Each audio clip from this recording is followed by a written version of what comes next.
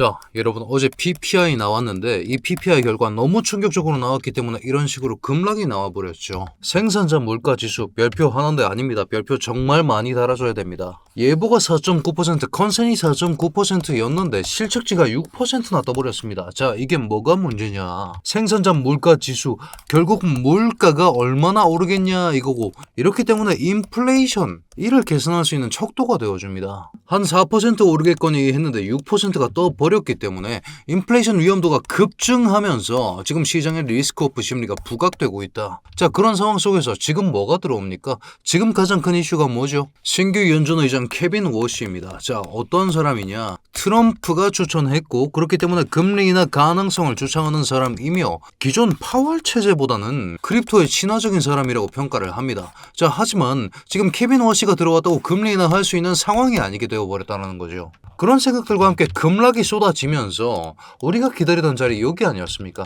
자, 이 자리였죠. 분명히 여러분 기존 숏포지션을 죽이는 형태로 윗꼬리를 매달면서 캔들을 장악을 해줬습니다. 장악이라고 하면 이 이후에 캔들의 몸통이 더 컸다라는 거죠. 그렇기 때문에 우리는 이만큼의 저항 구간을 깔고 앉아 있었다. 자, 하지만 이 저항 구간 잘 작용하다가 돌파가 나와버린 시점부터 우리는 이 자리를 브레이커 블록이라고 명명한 상태로 지지 구간으로 활용을 합니다. 이 지지 구간을 기반으로 우리가 기다리고 있었던 자리에 도착을 했기 때문에 브리핑룸 통해서 우리가 진행 중이었던 숏포지션 마지막 포지션 25% 분량에 대해서 놓치지 않고 익절 후에 지금 10배짜리 롱 포지션으로 스위칭을 해둔 상황입니다. 자, 하지만 여러분 이런 식의 블록들의 문제가 뭐냐면 이 자리 보이십니까? 중단선 몸통 마감이 나왔죠. 이걸 믿고 풀배팅을 칠 수는 없다라는 겁니다. 물론 지지 구간이긴 합니다. 그렇기 때문에 여기서 롱을 잡아도 되긴 하겠지만 여기가 풀롱 자리는 아니다. 그리고 아직 변수가 굉장히 많이 남아있다.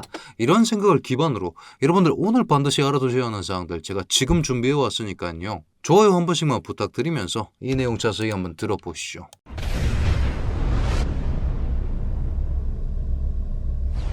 반갑습니다. 현명하게 매매하자. 차트 분석 정현우 인사드립니다. 자, 어제 영상이었죠. 지금 반등 나오는 거 거짓말이다. 개미 낚시하는 거다. 거짓 반등에 주의하셔라. 그렇게 말씀드리면서 마찬가지로 브레이커 블록 잡아드릴 수 있었습니다. 여기까지의 하락이 주어졌고 이 30배짜리 숏포지션에 대해서 익절을 진행할 수 있었죠. 자, 다만 여기 이 자리, 아니 현우야 여기 지금 중단선 침범 나왔는데 왜 여기서 롱잡을 했냐? 정찰병입니다. 왜 보낸 정찰병이냐? 5월 6일 고점 그리고 그 다음 고점을 기반으로 저항선을 만들 수 있고 이 저항선을 확장한 형태로 우리는 채널을 잡아볼 수가 있는데 두 가지 근거가 겹치죠. 채널의 하단이라는 근거 그리고 브레이커 블록이라는 근거, 이 두 가지가 겹치고 있기 때문에 지금 이 자리에서 이를 각오를 하면서 정찰병 롱 포지션 정도는 셋업을 해볼 수 있다는 의미가 되는 겁니다. 자, 그런 상황 속에서 여러분 롱 포지션의 입장에서 희망 회로를 한번 돌려보겠습니다. 롱 포지션의 입장에서 희망 회로를 돌려보면 급등이 나왔고 이게 채널 횡보가 나와주면 뭐가 나옵니까? 이런 식의 급상승이 나올 수 있는 불리시 플래그 패턴을 얘기를 해볼 수가 있습니다. 자, 다만 이 중간에 채널 횡보가 거래량이 마른 상태에서 채널 기반으로 횡보가 나와줘야만이 이 기대만큼의 대상승 혹은 적어도 이 고점만큼의 상승이 가능하다라는 게 이런 식의 불플래그 패턴이겠죠. 아니 현우야, 그럼 지금 여기까지 올라가는데 풀롱 박아야 되는 거 아니냐? 그래서는 안 되는 이유가 있다는 겁니다. 자, 두 번째 주제, 왜 풀롱은 죽는가? 여러분 지금 케빈 워시 연준 신규 의장에 대한 인준이 오늘 오전입니다. 6시간 전입니다. 인준안 통과되면서 역대 최소 표차로 통과가 된 상황이죠. 자, 그렇다면 시장 참여자들이 케빈 워시니까 금리 인하를 할 수 있지 않을까라는 희망 회로를 돌리기 시작합니다. 자, 근데 그 희망 회로 여러분 CME에서 주관하는 페드워치 도구입니다. CME 세계 최대의 선물 거래소에서 시장 참여자들이 지금의 금리가 어떻게 흘러갈지에 대해서 이런 식으로 확률표를 제공해 준다라는 건데 현행이 350에서 375입니다. 금리 인상 가능성이 오히려 더 높게 잡히고 있고 금리 인하 가능성은 지금 절망적인 수준이며 27년 9월에 가서야 11%로 올라옵니다. 금리 인하 얘기는 사실상 시기상조가 맞다라는 거죠. 자, 그런 상황에서 변수가 하나 더 있습니다. 오늘 클래리티, 코인판 호재라고 하는 그 클래리티법에 대한 마크업이 오늘 밤에 예정이 되어 있다라는 거죠. 자, 하지만 여러분 이 클래리티법 이건 완벽한 호재로 받아들이기가 힘듭니다. 왜? 활동 기반 스테이블 코인 이자 허용. 자, 원래는 클래리티법이 왜 호재가 되었느냐? 테더 혹은 USDC 이런 스테이블 코인들에 대해서 야 우리도 예금이자 줄 수 있게 해줘 이렇게 했기 때문에 이 예금이자를 기반으로 은행과 경쟁하면서 은행의 예치금들을 코인 쪽으로 빼오는 게 외부 유동성을 코인판에 공급하는 게 크레딧법의 호재인 이유였습니다. 하지만 이게 제한됐죠. 활동 기반 스테이블 코인만 이자를 허용하겠다. 무슨 얘기냐? 이거 이더리움 솔라나랑 똑같은 얘기입니다. 스테이킹 하셔라. 예치를 하세요. 대신 묶어두고 그 리스크는 네가 감당하세요. 원금 보장 안 해줍니다. 이 얘기입니다. 그렇기 때문에 사실은 큰 변곡이 있냐, 상황이 많이 좋아졌냐 그렇게 읽을 수는 없습니다. 다만 이게 빠갈라는 경우에 비트코인이 지옥을 가버릴 수가 있다는 거죠. 그런 생각들과 함께 지금 풀롱을 잡으면 죽는다라는 생각을 반드시 하셔야 한다는 겁니다. 자, 그런 상황에서 차트 구조를 한번 보겠습니다. 자, 여러분 이 차트만 볼 게 아니라 방금 CME 차트 이거 봤죠? CME 확률표도 봤기 때문에 우리는 CME 차트도 이런 식으로 봐야 합니다. CME 차트를 봐야 하는 이유는 여러분 세계 최대의 선물 거래소는 주말에 쉽니다. 주말에 쉬면서 필연적으로 이런 식으로 갭 구간을 생성을 합니다. 자, 여러분 음봉이기 때문에 우리는 이 음봉의 몸통부터 이 캔들의 시초가까지 이만큼의 갭 구간이 존재를 했었겠죠.